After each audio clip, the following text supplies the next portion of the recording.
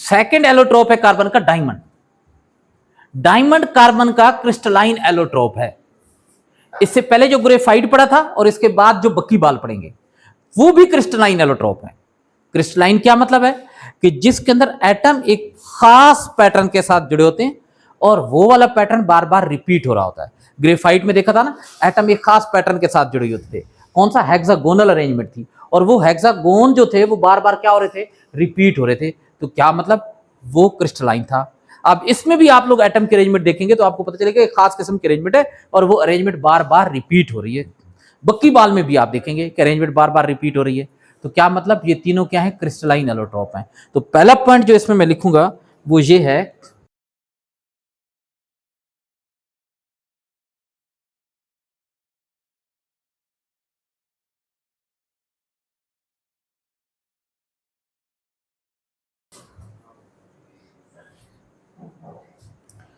अब इसमें अरेंजमेंट क्या होती है एटम की?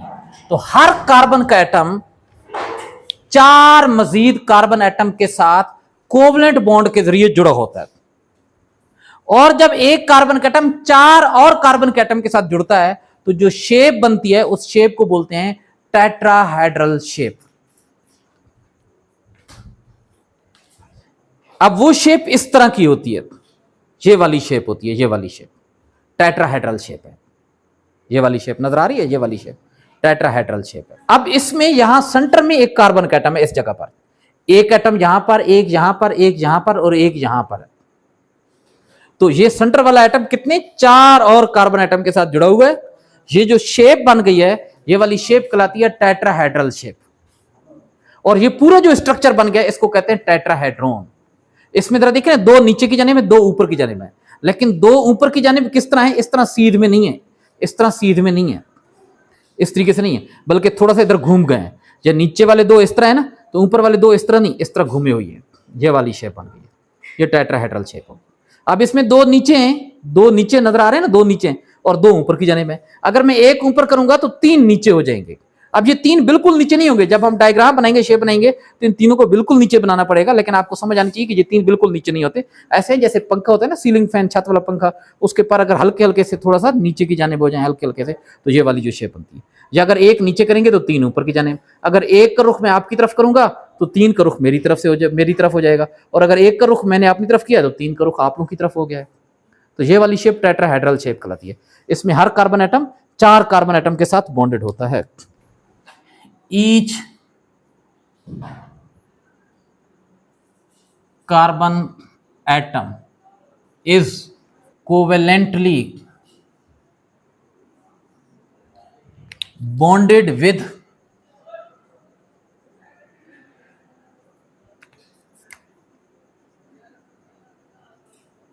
4 other carbon atoms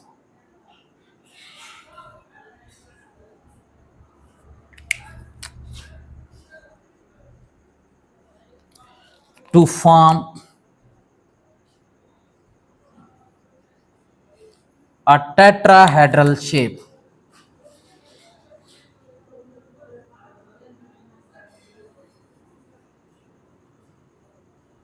A tetrahedral shape, ठीक है। अब जरा देखें, ये वाली डायग्राम आपने यहां पर बनानी होगी। ये एक कार्बन का एटम है, ये 4 और कार्बन के एटम के साथ जुड़ा होगा। अब ये एक टेट्राहेड्रोन बन गया। अब जरा देखें, ये वाले कार्बन एटम भी टेट्राहेड्रोन का पार्ट होंगे। ये वाला एक टेट्राहेड्रोन इसने बना दिया। अब ये वाला जो कार्बन एटम है ये भी एक इसी तरीके से टेट्राहेड्रोन बना देगा। ये एक और टेट्राहेड्रोन बन गया, नजर आ रहा है? ये एक टेट्राहेड्रोन बन गया, ये वाला एक टेट्राहेड्रोन। अब ये भी इसी तरीके से एक टेट्राहेड्रोन बना देगा।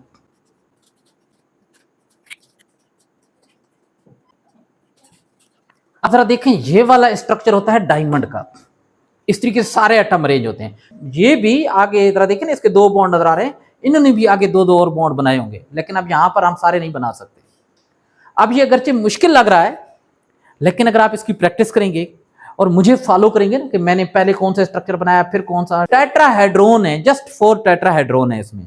एक ये वाला टेट्राहेड्रोन बन गया, एक ये वाला बन गया, ये वाला, और एक ये वाला बन गया, ये वाला tetrahedron.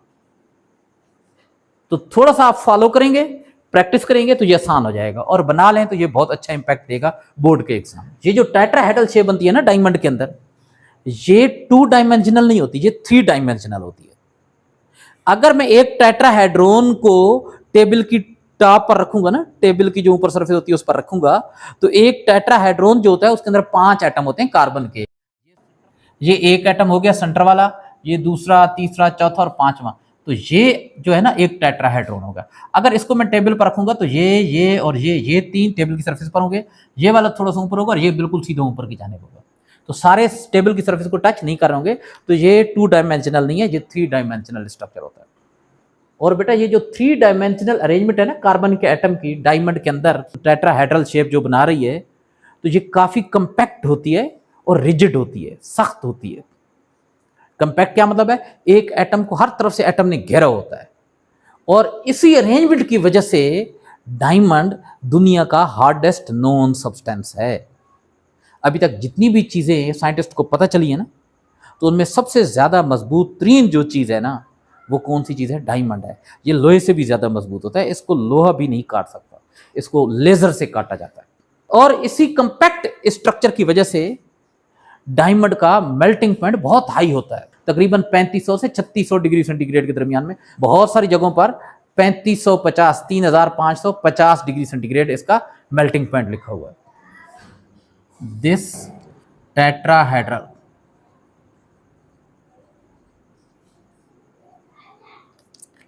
Three dimensional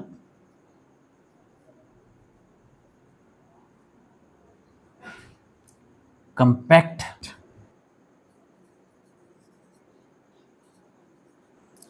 arrangement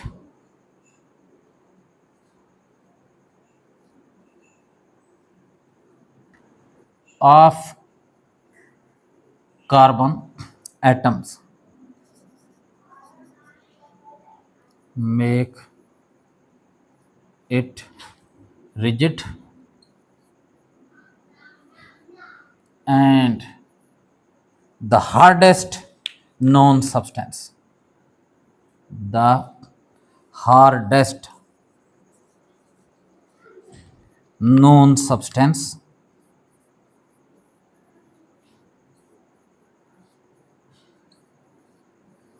with high melting point.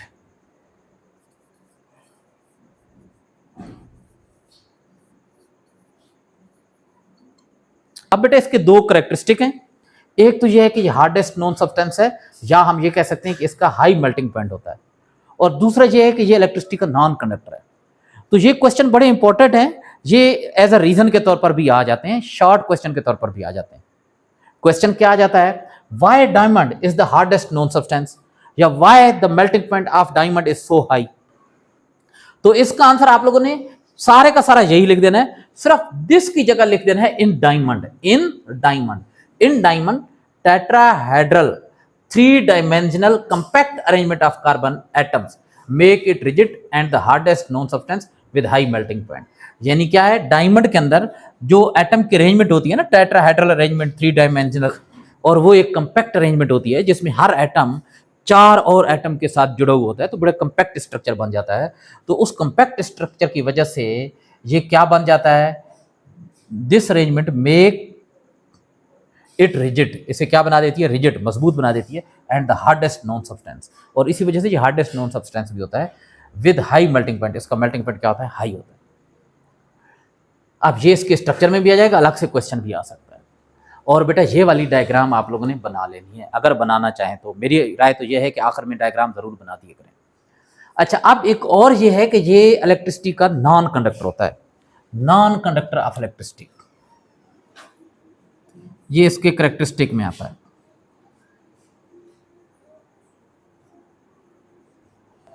Conductor कौन सी चीज होती है? जिसमें से इलेक्ट्रिसिटी पास हो सकती है, बिजली गुजर सकती है। अभी ग्रेफाइट में हम लोगों ने पढ़ा था कि इलेक्ट्रिसिटी क्यों पास हो सकती है चीजों में से। क्योंकि उनके अंदर फ्री इलेक्ट्रॉन होते हैं। फ्री इलेक्ट्रॉन कौन से होते हैं? जो बॉन्ड बनाने में इस्तेमाल नहीं हो रहे होते। अब जरा देखिए ना, डायमंड के अंदर हर कार्बन का एटम 4 कोवेलेंट बॉन्ड बना रहा है, 1 2 3 और 4 कोवेलेंट बॉन्ड बना रहा है। और हमने पढ़ा है कि जितने कोवेलेंट बॉन्ड बनाता है उतने उसके इलेक्ट्रॉन बॉन्ड बनाने में इस्तेमाल हो जाते हैं। क्या मतलब? हर कार्बन 4 कोवेलेंट बॉन्ड बना रहा है, हर कार्बन के 4 इलेक्ट्रॉन बॉन्ड बनाने में इस्तेमाल हो गए। अब कार्बन के आखिरी शेल में होते ही 4 इलेक्ट्रॉन है, चारों के चारों बॉन्ड बनाने में इस्तेमाल हो गए, कोई फ्री इलेक्ट्रॉन नहीं है, इस वजह से ये इसमें से इलेक्ट्रिसिटी पास नहीं हो सकती। तो हम क्या कहेंगे कि ये इलेक्ट्रिसिटी का गुड कंडक्टर नहीं, बल्कि हम कहेंगे कि ये बैड कंडक्टर है, या हम ये कहेंगे कि ये नॉन कंडक्टर है इलेक्ट्रिसिटी का। In diamond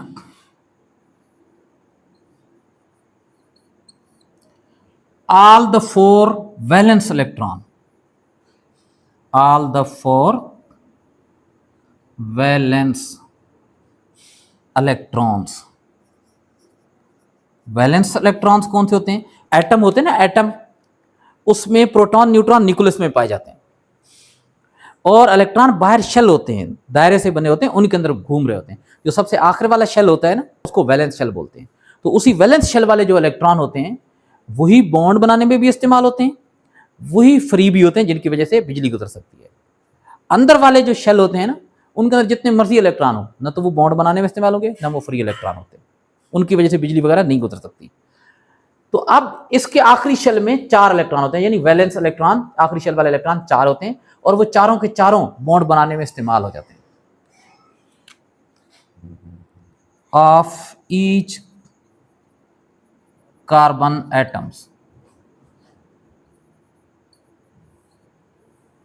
are used in the bond formation, bonds formation with 4 other carbon atoms,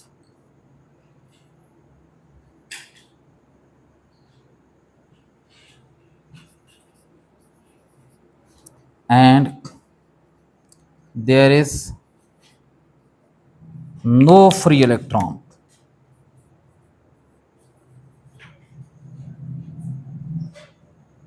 in diamond.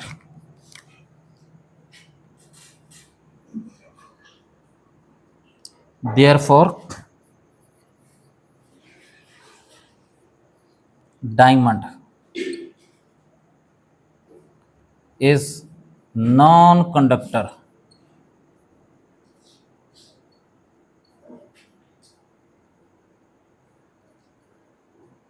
Of electricity. ये बेटा अलग से सवाल आता है कि why diamond is non conductor of electricity, तो इसका आंसर मैंने लिख दिया यहां पर। तीसरा एलोट्रोप है कार्बन का बक्की बाल, या जिसको फुलिरीन्स भी बोलते हैं, और इसका फार्मूला होता है C60, क्योंकि एक बक्की बाल कार्बन के 60 एटम से बना होता है। अगर इसका फार्मूला आ जाए तो आप लोगों ने क्या लिखना है? कैपिटल सी लिखना है, आगे ये हाइफन यानी छोटी सी लाइन डालनी है, और आगे क्या लिख देना है? 60। और इसका सेकंड नेम आपको पता होना चाहिए, फुलिरीन्स। तो ये एमसीक्यूज में पूछा जाता है बेटा।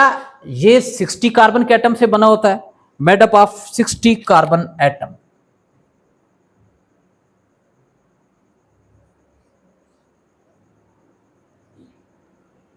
Sixty carbon,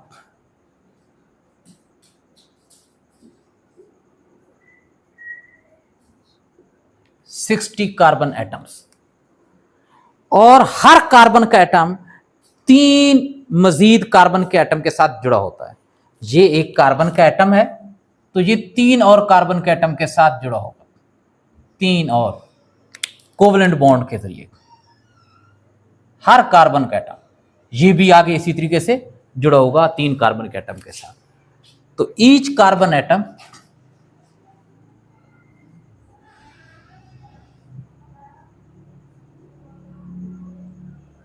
is covalently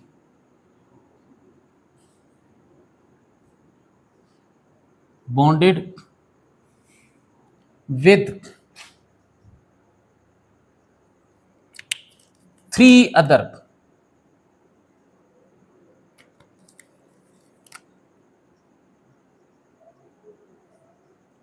carbon atoms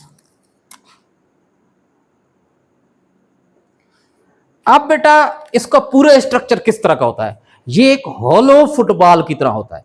क्या मतलब, अंदर से खोखला होता है। हार्ड बॉल देखिए, वो अंदर से खोखली नहीं होती, अंदर से भी भरी होती है। लेकिन फुटबॉल को देख रहे हैं तो अंदर उसकी कोई चीज नहीं होती, अंदर से वो खाली होता है। तो ऐसी चीज जो अंदर से खाली होती है वो हॉलो कहलाती है। तो ये भी हॉलो फुटबॉल लाइक इसका स्ट्रक्चर होता है। ये कार्बन के एटम रिंग की शक्ल में मौजूद होते हैं, जैसे ग्रेफाइट में हेक्सागोनल रिंग बनाते थे, तो इसमें हेक्सागोनल रिंग भी होते हैं और पेंटागोनल रिंग की शक्ल में भी ये अरेंज होता है। 20 हेक्सागोन और 12 पेंटागोन होते हैं इसके अंदर। कितने हेक्सागोन? 20 हेक्सागोन। ये जरा देखे ना, ये वाला जो स्ट्रक्चर होगा ये हेक्सागोन,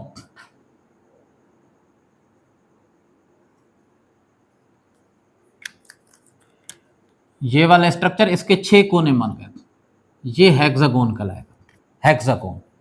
और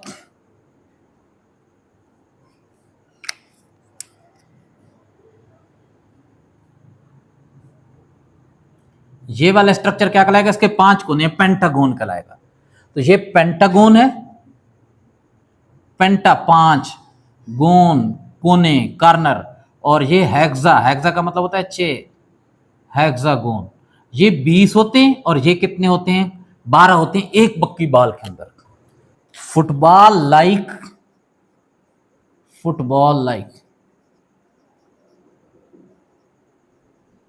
होलो fused ring, fused ring structure made up of 20 hexagon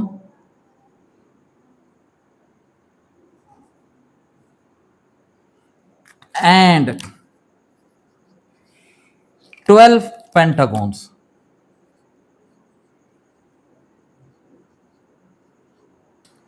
अब फ्यूज्ड रिंग कौन से होते हैं बेटा? ऐसे रिंग जिनके अंदर कुछ एटम क्या हो, कॉमन हो, एक दूसरे के साथ रिंग जुड़े हुए हो।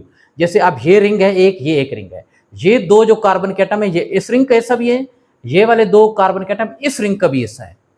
तो ये रिंग कौन से कहलाते हैं? फ्यूज्ड रिंग कहलाते हैं। अब अगर ये रिंग इस तरीके से होते हैं ना, ये एक पेंटागोन बन जाता और ये एक हेक्सागोन होता,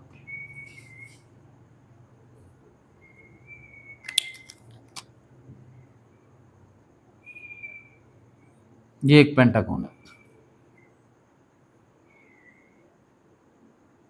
ये हेक्सागोन बन गया। अब ये अगर यहां से जुड़े होते, यहां से, तो आप जरा देखें ये आपस में कनेक्टेड तो हैं, बॉन्डेड तो हैं, लेकिन फ्यूज नहीं है। इसके ये जो 5 कार्बन है ना, इनमें से कोई एक कार्बन भी इस रिंग का हिस्सा नहीं है, और इसके जो 6 कार्बन है कोई एक कार्बन भी इस रिंग का हिस्सा नहीं है। तो ये फ्यूज्ड नहीं है, ये आइसोलेटेड है, अलग अलग। तो बक्की बॉल के अंदर ये बेटा 20 हेक्सागोन यानी 20 रिंग ये हो गए, 12 पेंटागोन 12 रिंग ये हो गए, टोटल 32 रिंग होते हैं, और सारे के सारे फ्यूज्ड होते हैं, सारे के सारे एक दूसरे के साथ जुड़े हुए होते हैं, सबके कार्बन के एटम कॉमन होते हैं एक दूसरे के साथ। तो जनाब इतना ही बक्की बॉल के बारे में।